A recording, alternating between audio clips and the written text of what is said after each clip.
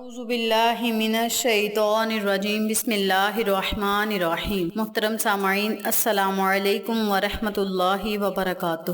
میں آپ کو اپنے چینل اقصیٰ اسلامک ایجوکیشن میں خوش آمدید کہتی ہوں اور دعا کرتی ہوں اللہ تعالیٰ آپ سب کو خوش رکھے، آباد رکھے اور آپ پر اپنی ہزار رحمتیں بارش کی طرح برسائے۔ سامعین، آج میں آپ کے ساتھ 19 اور 20 رمضان المبارک کا وظیفہ شیئر کروں گی، جو کہ بہت ہی مجرب اور آسان ہے۔ اس وظیفے کی بہت ہی فضیلت و برکات ہیں۔ اگر آپ اس وظیفے کو پورے یقین سے کریں گے تو انشاءاللہ اللہ پاک آپ پر ضرور مہربان ہوگا اور آپ پر اپنی رحمت کا سایہ ہمیشہ قائم و دائم رکھے گا انشاءاللہ۔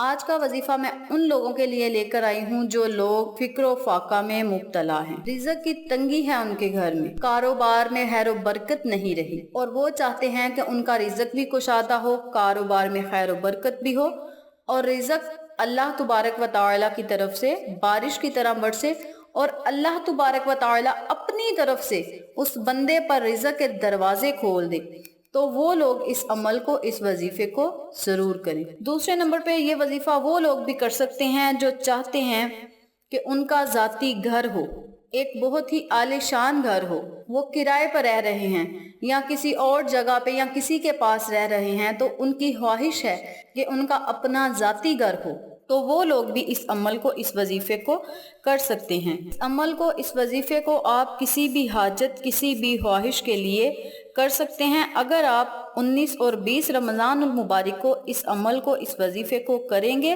تو انشاءاللہ اللہ پاک آپ کی ہر دعا کو سنے گا اور قبول فرمائے گا۔ اگر آپ چاہتے ہیں کہ رزق کشادہ ہو، آپ کو ذاتی گھر مل جائے یا کوئی بھی آپ کا مقصد ہے، کوئی بھی آپ کے دل کی خواہش ہے، تو وہ ساری حاجات میں شامل ہوں گی۔ یہ وظیفہ آپ نے صرف رمضان المبارک میں 2 دن ہی کرنا ہے۔ اللہ پاک آپ پر کس طرح مہربان ہوگا یہ آپ خود اپنی آنکھوں سے دیکھیں گے۔ اللہ پاک کوئی ایسا وسیلہ بنا دے گا جس کی وجہ سے آپ کے کاروبار میں برکت ہوگی، رزق کشادہ ہوگا اور آپ کو ذاتی گھر مل جائے گا۔ اس کے علاوہ شیخ عبد المجید مغربی رحمۃ اللہ علیہ فرماتے ہیں، اگر کوئی مہم یعنی اہم ترین کام یا کسی چیز کی کسی کو طلب ہو یا کوئی مراد ہو، کوئی خواہش ہو، کوئی دلی مراد ہو یا کوئی مقروض ہو یا رزق میں تنگی ہو، طلب راہ حقیقت ہو یا دنیا کا مال حاصل کرنا چاہتا ہو، یعنی مقصد کوئی بھی ہو، تو وہ لوگ اس عمل کو، اس وظیفے کو کر سکتے ہیں۔ دنیا کی دولت کے لیے بھی کر سکتے ہیں، آخرت کی دولت کے لیے بھی کر سکتے ہیں۔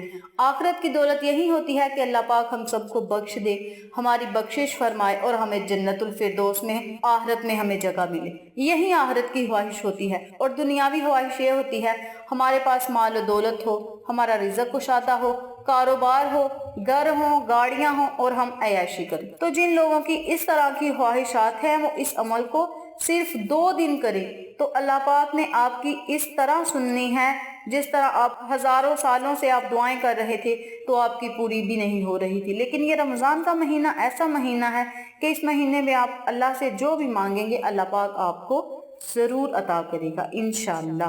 تو چلیں آپ کا وقت ضائع کیے بنا ہم اپنے مقصد کی طرف چلتے ہیں۔ وظیفہ ذکر کرنے سے پہلے میری آپ سے گزارش ہے کہ میری ویڈیو کو آخر تک ضرور دیکھیے گا، اور جن لوگوں نے ابھی تک میرے چینل اقصیٰ اسلامک ایجوکیشن کو سبسکرائب نہیں کیا وہ نیچے موجود لال رنگ کے بٹن کو دبا دیں اور ساتھ موجود گھنٹی کے بٹن کو دبا دیں تاکہ میری ہر نئی آنے والی ویڈیو کی اپڈیٹ آپ تک بآسانی پہنچ سکے۔ جزاک اللہ۔ وظیفہ کرنے کا طریقہ اچھی طرح سن لیں اور سمجھ لیں۔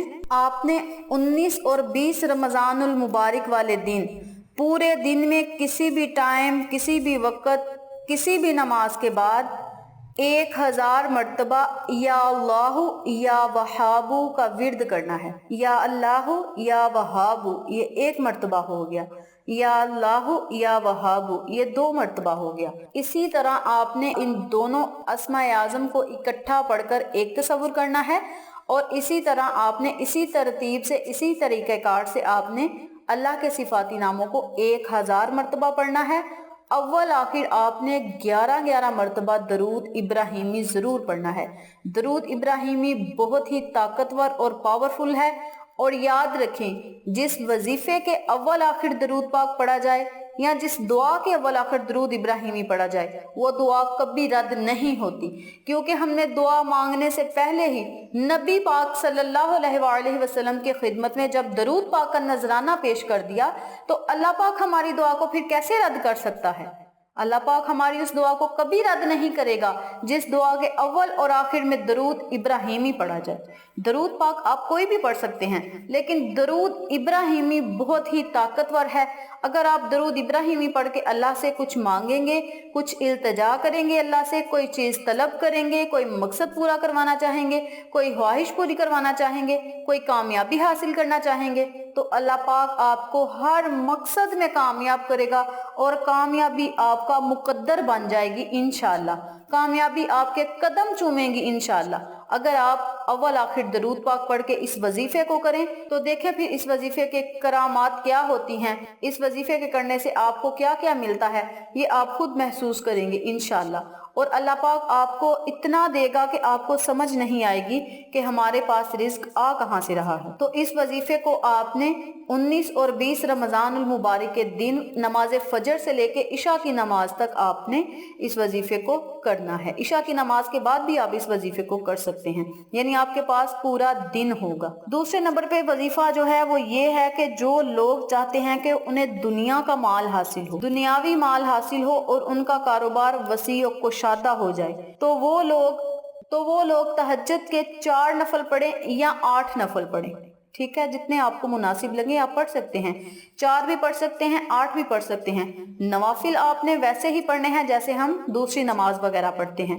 سورہ فاتحہ کے بعد 3 مرتبہ آپ نے سورۃ اخلاص پڑھنی ہے، اگر 1 مرتبہ بھی پڑھیں تو بہتر ہے۔ پھر آپ نے دوسری رکعت بھی اسی ترتیب سے پڑھنی ہے اور آپ نے سلام پھیر لینی ہے، پھر آپ نے 2 رکعت پڑھنی ہے، 4 رکعتیں پڑھیں یا 8 پڑھیں، یہ آپ کی اپنی مرضی ہے۔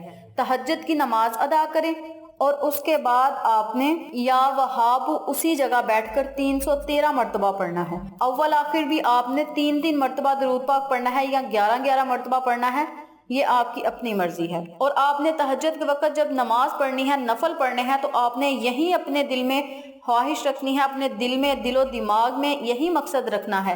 وظیفہ کرنے کے دوران بھی آپ نے اپنے مقصد کو اپنے ذہن میں رکھنا ہے، مولا ہمیں ایسی دولت عطا فرما جو ہم تیری راہ میں لگائیں، غریبوں کی مدد کریں، یتیموں کے سر پہ ہاتھ رکھیں، یا اللہ ہمیں ایسی دولت عطا کر جو ہماری آخرت کو بہتر بنائے۔ اس طرح آپ نے اللہ سے دعا کرنی ہے، انشاءاللہ اللہ پاک آپ کی ہر دعا کو سنے گا اور قبول فرمائے گا اور آپ پر اپنی رحمت کا سایہ ہمیشہ قائم و دائم رکھے گا انشاءاللہ۔ یہ عمل 2 ہی دن کا عمل ہے، لیکن اس کی بہت ہی فضیلت و برکات ہیں، بہت ہی اس کے فوائد ہیں۔ اگر آپ پورے یقین سے اس وظیفے کو کریں گے تو اللہ پاک آپ کی ہر دعا کو سنے گا اور قبول فرمائے گا اور آپ پر اپنی رحمت کا سایہ ہمیشہ قائم و دائم رکھے گا انشاءاللہ۔ اور یاد رکھیں اس وظیفے کو کرنے کے لیے نیک نیتی کا ہونا ضروری ہے۔ یہ نہ ہو آپ کہیں کہ فلاں کے پاس اتنے پیسے ہیں تو وہ ساری دولت مجھے مل جائے، میں یہ وظیفہ کرتا ہوں یا کرتی ہوں تو وہ ساری دولت میرے پاس آ جائے، یہ ناجائز کام ہے، یہ جائز کام نہیں۔ کسی کی دولت پر، کسی کے رزق پر آنکھ رکھنا یہ ناجائز کام ہے، یہ جائز کام میں شامل نہیں ہوگا۔ تو آپ نے اللہ سے جب دعائیں کرنی ہیں، اللہ پاک عطا کرنے والا ہے، دنیا والوں سے مانگنے سے بہتر ہے آپ اللہ سے مانگیں، اللہ پاک آپ کو بھی عطا کرے گا۔ آپ بھی نیکی کے کام کریں، نیکی کے رستے پہ چلیں تو اللہ پاک آپ کی بھی ہر خواہش کو سنے گا، نیک نیت ہوگی اللہ پاک اس کی دعا کو سنے گا۔